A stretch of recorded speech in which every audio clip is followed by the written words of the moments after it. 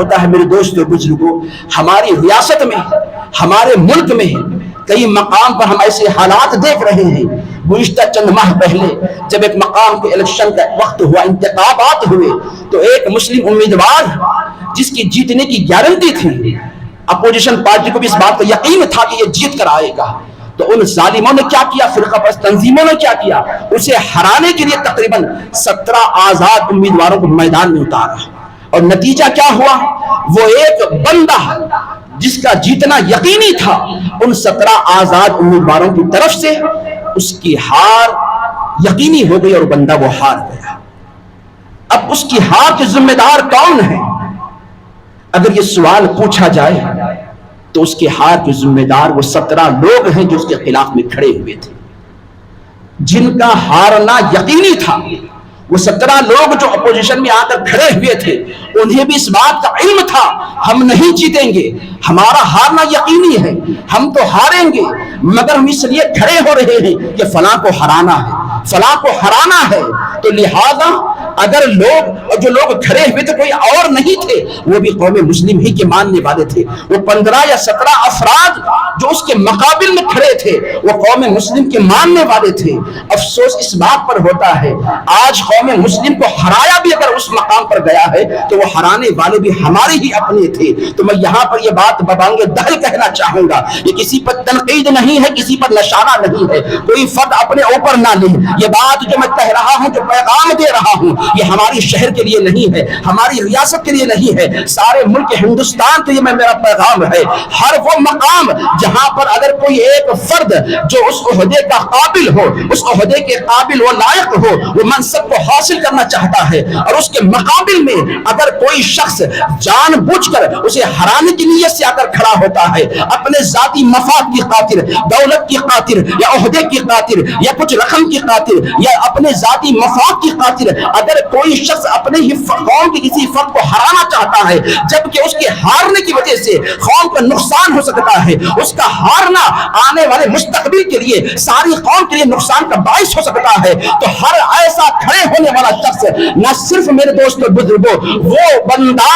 ساری ریاست کا غدار ہے، بلکہ ملک کا بھی غدار ہے، شہر کا بھی غدار ہے۔ وہ انسان کو کسی بھی مذہب سے تعلق رکھنے والا کیوں نہ ہو، اگر اپنے ذاتی مفاد کی خاطر، اپنی ذاتی فائدے کی خاطر قوم کو نقصان کر چاہتا ہے، تو یقین جانیے وہ کھڑا ہونے والا شخص کوئی بھی کیوں نہ ہو، کسی بھی مذہب سے تعلق کیوں نہ رکھتا ہو، کسی بھی ذات سے تعلق کیوں نہ رکھتا ہو، اس کے ایک الیکشن میں کھڑے ہونے کی وجہ سے آنے والی قوم کا نقصان ہونے والا ہے، آنے والے 5 سال ساری قوم کا نقصان ہونے والا ہے، اور قتل و غارت گری عام ہونے والی ہے، قوم کا گویا بھلا نہیں برا ہونے والا ہے۔ تو اب معزز حاضرین جو لوگ سامنے کھڑے ہیں، یقین جانیے وہ غدار لوگ ہیں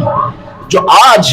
ہمارے معاشرے میں اپنی ضد کی خاطر، انانیت کی خاطر، عہدے کی خاطر، رتبے کی خاطر، یا دنیاوی لالچ کی خاطر جو کسی کو ہرانے کے لیے میدان میں اترتے ہیں، اور بس اوقات کہہ بھی رہے ہوتے ہیں میں جانتا ہوں میں تو نہیں جیتوں گا، مگر اسے ہرانا میرا مقصد ہے، اسے ہرانے کے لیے میں میدان میں اترا ہوا ہوں۔ اللہ اکبر کبیرہ، یہ انانیت، یہ ضد اگرچہ تمہاری کامیاب بھی ہو جائے، مگر یاد رکھ لو اگر فلاں بندہ ہار جائے تو اس کے ہارنے کی وجہ سے اگر دشمنوں کو قوت ملتی ہے، دشمنوں کو حمایت حاصل ہوتی ہے، فرقہ پرست تنظیمیں اگر پھر سے اقتدار پر آ جاتی ہیں، تو جتنی مرتبہ وہ ظلم کریں گے، جتنے لوگوں پر ظلم ڈھائیں گے، جب لوگوں کا قتل و غارت گری عام ہو جائے گی، جب زنا پر جبر کیا جائے گا، جب ہمارے مساجد پر حملے کیے جائیں گے، اس کے ذمہ دار نہ صرف وہ لوگ ہوں گے بلکہ کہیں نہ کہیں اس کا گناہ تمہاری گردن پر بھی قائم ہوگا، اس لیے کہ تم نے اپنی مدد کے ذریعے سے سامنے والے کی اعانت کی ہے، سامنے والے کی مدد کی ہے۔ ابو بکر صدیق کا فرمان ہے، میرے آقا کا سرور کی حدیث مبارکہ ہے، ظالم جب ظلم کر رہا ہو، تم میں روکنے کی قوت موجود ہو تو تم اس ظلم کو روکنے کی کوشش کرو، یہ حضور کا فرمان ہے۔ آج میرے دوستو بزرگوں، ظالم کو ظلم کو روکنے کا ایک ہتھیار ہمارے پاس اوٹ کی شکل میں موجود ہے۔ ہم اگر اس ہتھیار کا استعمال نہ کریں، اس اوٹ کو صحیح معنوں میں استعمال نہ کریں، اور اگر ہم اپنے مفاد کی خاطر، اپنے ذاتی فائدے کی خاطر،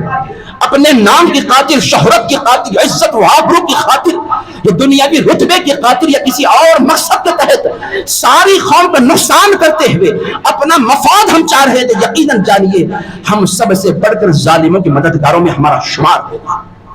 کل قیامت میں اللہ تبارک و تعالیٰ ان ظالموں کو جب ظلم کی سزا دے گا، وہ تنہا نہیں ہوں گے، آپ بھی اس زمرے میں شامل ہوں گے، کیونکہ آپ کی حمایت ہی نے ظالموں کی ہمت افزائی کی ہے۔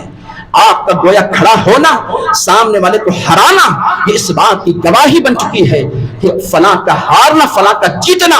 حقیقت میں ایک معنی میں ظالم کی حمایت کرنے کی طرح ہے۔ تو خدارہ میری ادبن گزارش بھی ہے، التجا بھی ہے کہ جس مقام پر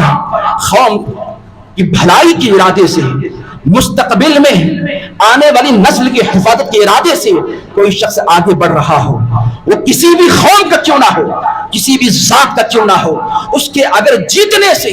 ساری قوم کی حفاظت ہو سکتی ہے، آنے والی نسل کی حفاظت ہو سکتی ہے، ہمارے شہر میں، ہمارے ملک میں، ہماری ریاست میں امن و امان قائم ہو سکتا ہے، تو خدارہ وہاں پر مذہب کا خیال بھی نہ کرو، وہاں پر قوم کا خیال کرتے ہوئے، آنے والی نسل کا خیال کرتے ہوئے آپ ایسے فرد کو آپ انتخاب کریں اور اسے عہدہ دلائے، تاکہ آپ کے ووٹ کے ذریعے سے آنے والی قوم کی حفاظت ہو سکے، ان کی نسلوں کی حفاظت ہو سکے۔ آج میرے دوست بزرگوں، ہم دیکھ رہے ہیں کہ ہمارے